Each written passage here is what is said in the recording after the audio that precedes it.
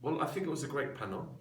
And I think what comes out in the discussion around the SDGs is how different the political and economic situation is in 2016, 2017 compared to around 2000 and the millennium. I think at that period when we set the MDGs was much more propitious period for development. End of the Cold War, a much more solid commitment amongst many international players towards investing in the poorest countries. And I think that now, in 2017, the world is much more polarized.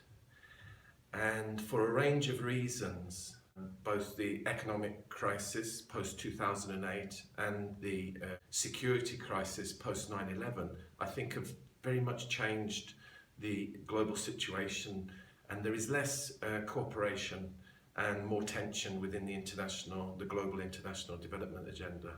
I guess that leads me to the second area, which is, it's really an area that I work on, is that security and issues around security have increasingly encroached and maybe engulfed international development. So what we've seen is much more focus in the field of international development on conflict-affected states, and particularly within education. And this started for good reasons, in the sense that 10 years after the Education for All objectives were set in 1990, there was a realization that over half of all out-of-school kids are located in conflict-affected contexts. So as a result of that, there's been lots of work to support education delivery and service provision in conflict-affected contexts. Post 9/11, I think that that's expanded into concern around first madrasas and also the role of education more generally in conflict, and that's become quite complicated, and it's also politicized the field of education a lot. So there's a lot of focus on gender and education in Afghanistan, for example, that on the surface is a positive development, but it often aligns with the military strategies of Western governments, and the question of the intersections between foreign policy and development policy start to become blurred, and therefore often international development policy loses its credibility. And more recently, what we've seen is a big push around using education to support de-radicalization programs around the world, and that's also quite a contentious and politicized issue. So I think that there we're seeing some tensions in the potential of the SDGs to become a really important agenda to address the massive inequality gaps that clearly exist between North and South and within southern countries.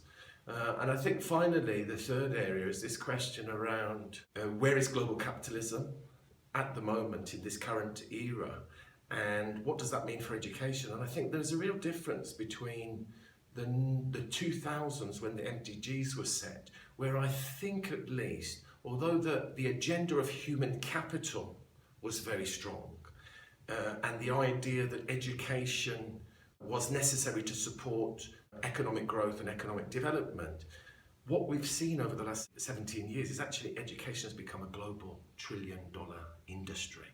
And that also has changed in terms of the education and development agenda, that actually education has become a business for lots of actors, and we're seeing a lot more actors entering into the field of education and development.